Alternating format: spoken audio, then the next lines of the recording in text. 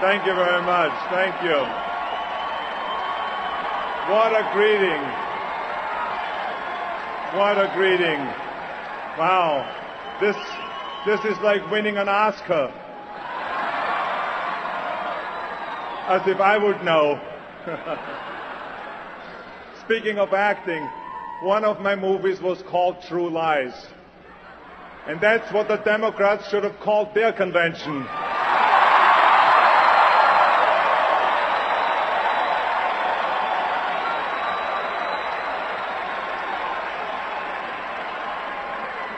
You know, on the way up here to the podium, a gentleman came up to me and said, "Governor, you are as good a politician as you were an actor."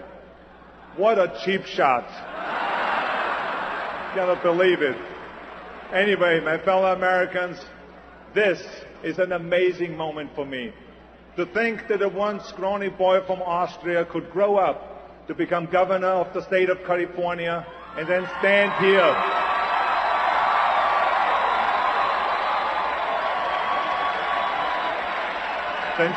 here in Madison Square Garden and speak on behalf of the President of the United States, that is an immigrant's dream. It's the American dream. You know, I was born in Europe, and I have traveled all over the world, and I can tell you that there's no place, no country that is more compassionate, more generous, more accepting, and more welcoming than the United States of America.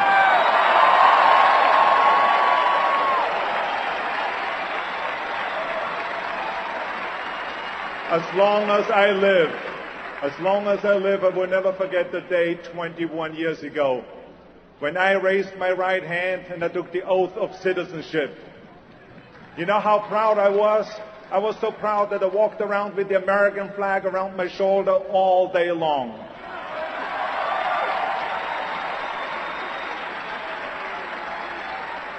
Tonight, I want to talk to you about why I am even more proud to be an American, why I am proud to be a Republican, and why I believe that this country is in good hands.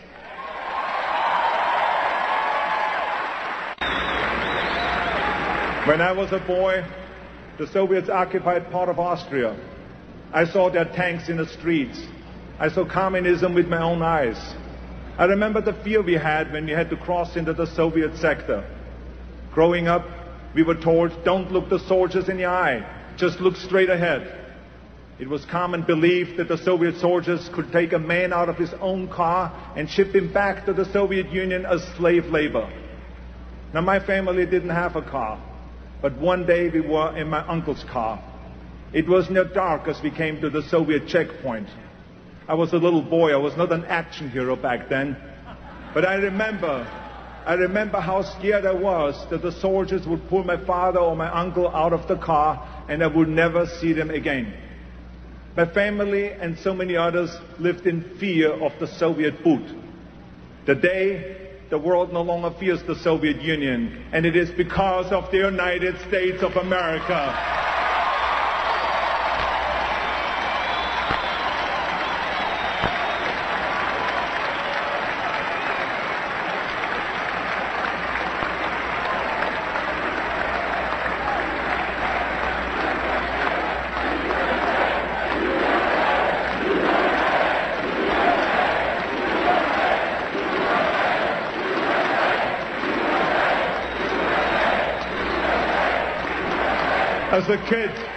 As a kid, I saw the socialist country that Austria became after the Soviets left.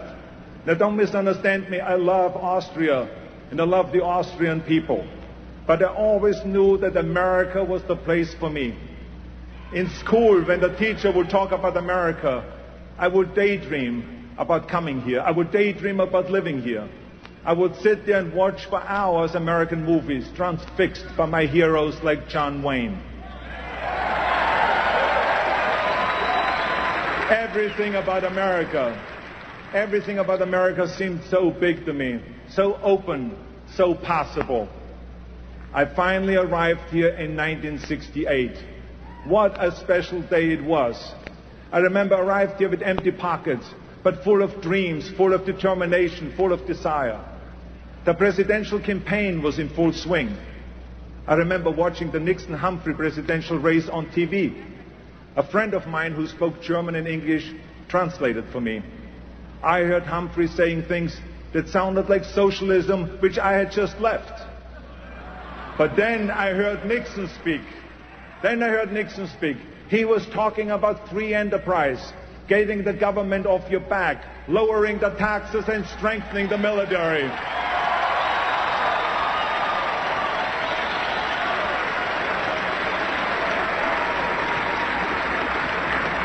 Listening to Nixon speak sounded more like a breath of fresh air.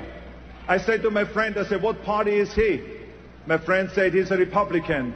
I said, then I am a Republican.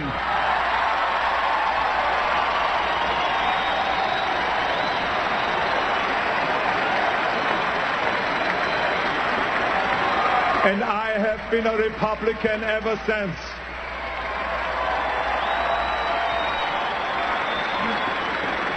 And trust me, in my wife's family, that's no small achievement. But I am proud to be with the party of Abraham Lincoln, the party of Teddy Roosevelt, the party of Ronald Reagan, and the party of George W. Bush.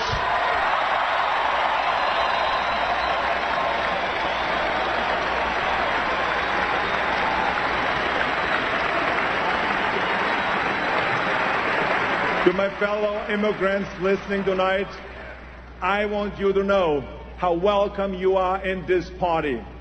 We Republicans admire your ambition. We encourage your dreams. We believe in your future. And one thing I learned about America is that if you work hard and if you play by the rules, this country is truly open to you. You can achieve anything.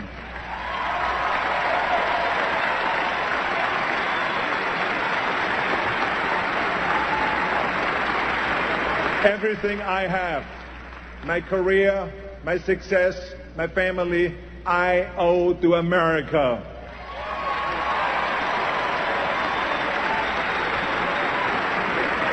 In this country, it doesn't make any difference where you were born. It doesn't make any difference who your parents were. It doesn't make any difference if you're like me and couldn't even speak English until you were in your 20s. America gave me opportunities and my immigrant dreams came true. I want other people to get the same chance as I did, the same opportunities, and I believe they can. That's why I believe in this country, that's why I believe in this party, and that's why I believe in this president.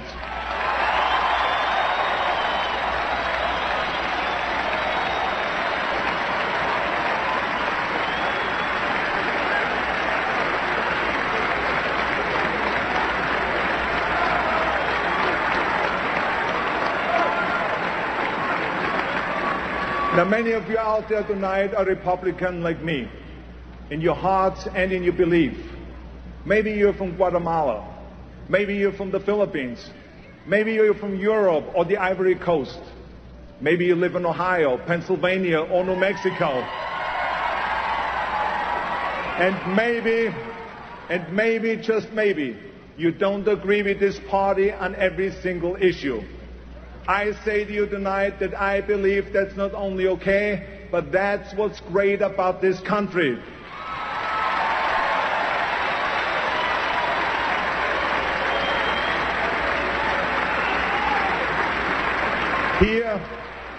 Here we can respectfully disagree and still be patriotic, still be American, and still be good Republicans.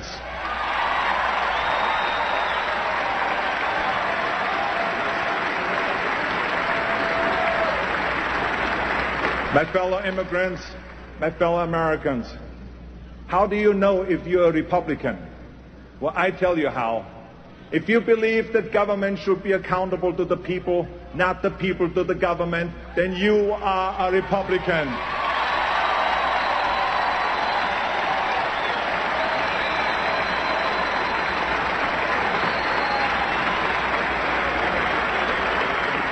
If you believe that a person should be treated as an individual, not as a member of an interest group, then you are a Republican.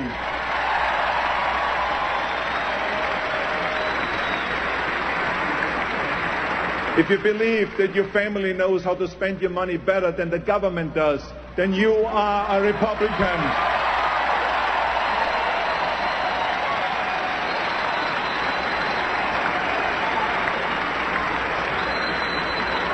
If you believe that our educational system should be held accountable for the progress of our children, then you are a Republican.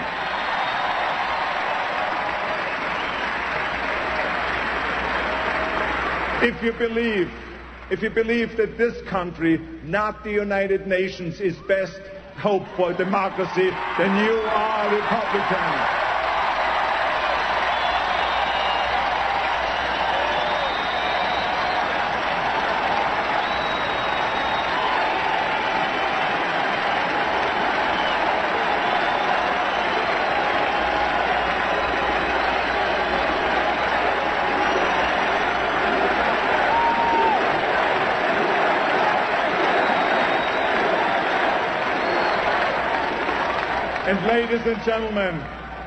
And ladies and gentlemen, if you believe that we must be fierce and relentless and terminate terrorism, then you are a Republican.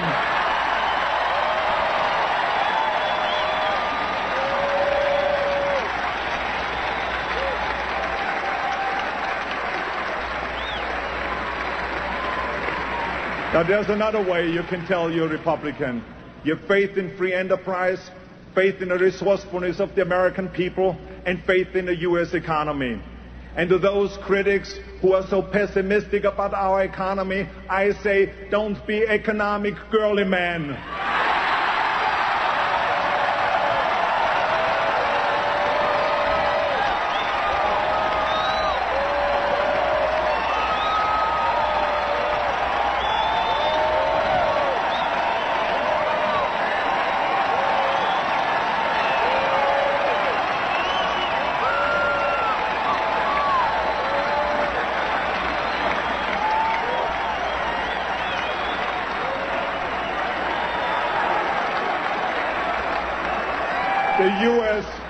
The U.S. economy remains the envy of the world. We have the highest economic growth of any of the world's major industrialized nations. Don't you remember the pessimism of 20 years ago when the critics said that Japan and Germany are overtaking the U.S.? Ridiculous. Now they say that India and China are overtaking us. Now don't you believe it? We may hit a few bumps, but America always moves ahead. That's what Americans do. We move prosperity ahead. We move prosperity ahead, we move freedom ahead, and we move people ahead. And under President Bush and Vice President Cheney, America's economy is moving ahead in spite of the recession they inherited and in spite of the attack on our homeland.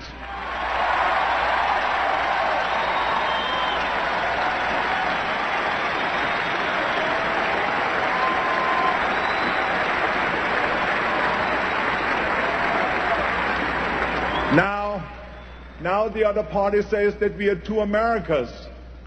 Don't you believe that either? I have visited our troops in Iraq, Kuwait, Bosnia, Germany, and all over the world. I have visited our troops in California, where they train before they go overseas. I have visited our military hospitals. And I tell you this, that our men and women in uniform do not believe there are two Americas. They believe there's one America, and they're fighting for it.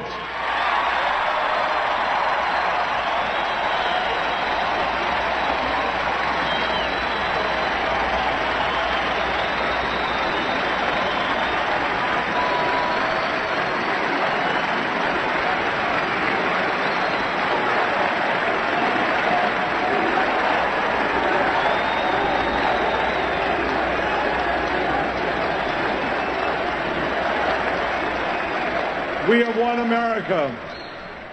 We are one America, and President Bush is defending it with all his heart and soul. That's what I admire most about the president. He is a man of perseverance. He is a man of inner strength. He is a leader who doesn't flinch, who doesn't waver, and does not back down.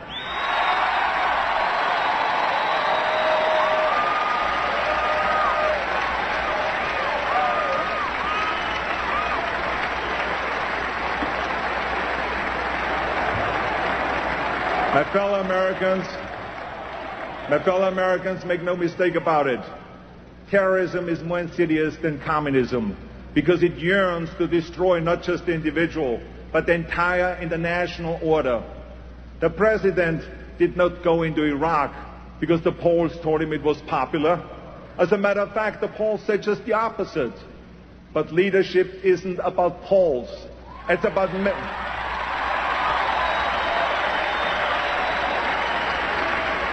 about making decisions you think are right and then standing behind those decisions.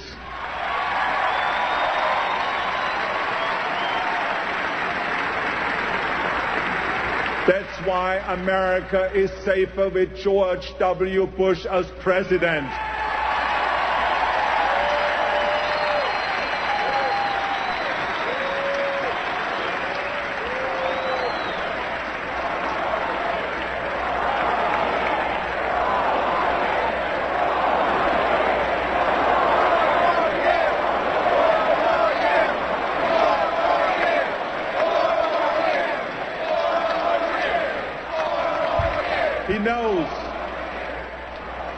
He knows you don't reason with terrorists. You defeat them. He knows you can't reason with people blinded by hate. You see, they hate the power of the individual. They hate the progress of women. They hate the religious freedom of others. And they hate the liberating breeze of democracy. But ladies and gentlemen, their hate is no match for America's decency.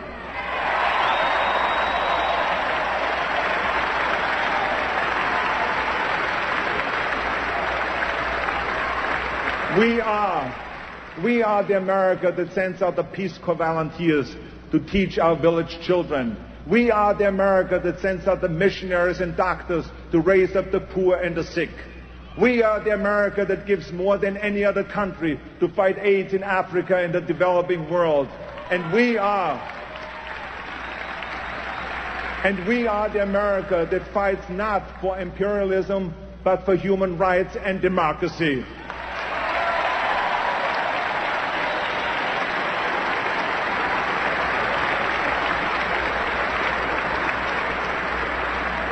You know, when the Germans brought down the Berlin Wall, America's determination helped wield the sledgehammers.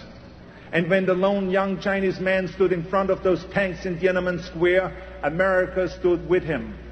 And when Nelson Mandela smiled on election victory after all these years in prison, America celebrated too.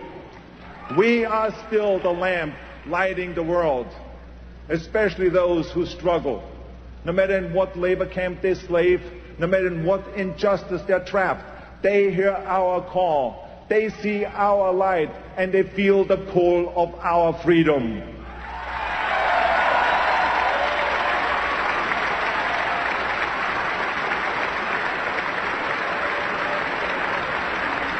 They come here as I did, because they believe. They believe in us. They come because their hearts say to them as mine did, if only I can get to America. You know, someone once wrote, there are those who say that freedom is nothing but a dream. They are right. It's the American dream.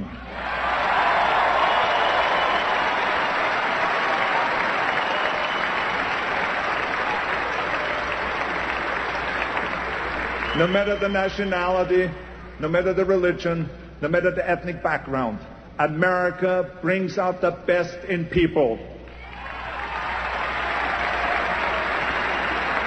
And as governor of the great state of California, I see the best in Americans every day. I see the best in Americans every day. Our police, our firefighters, our nurses, doctors and teachers, our parents. And what about the extraordinary men and women who have volunteered to fight for the United States of America?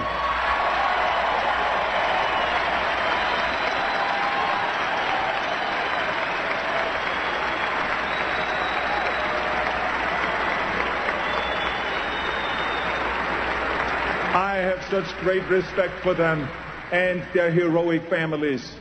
Let me tell you about a sacrifice and the commitment that I have seen firsthand. In one of the military hospitals I visited, I met a young guy who was in bad shape. He lost a leg, he had a hole through his stomach, and his shoulder had been shot through, and the list goes on and on and on. I could tell that there was no way he could ever return to combat. But when I asked him, when do you think you get out of the hospital? He said to me, sir, in 3 weeks. And you know what he said to me then? He said he was going to get a new leg. And then he was going to get some therapy. And then he was going to go back to Iraq and fight alongside his buddies.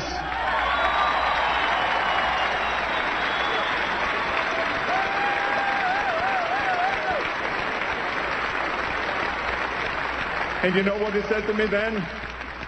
You know what he said to me then? He said, Arnold, I'll be back.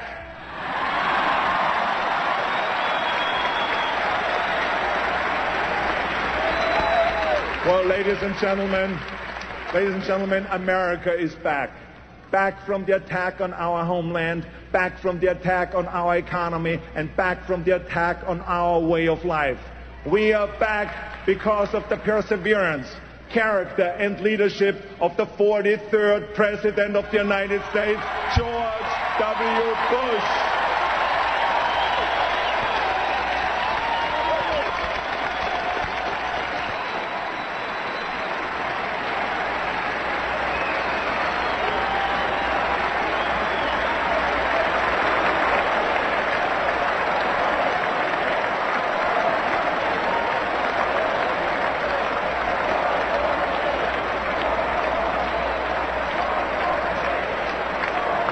My fellow Americans, I want you to know that I believe with all my heart that America remains the great idea that inspires the world.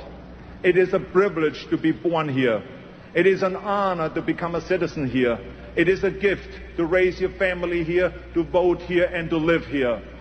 Our President George W. Bush has worked hard to protect and preserve the American dream for all of us. And that's why I say, send him back to Washington for 4 more years. 4 more years. 4 more years. 4 more years. 4 more years. 4 more years. Thank you, America. Thank you, and God bless you all. Thank you.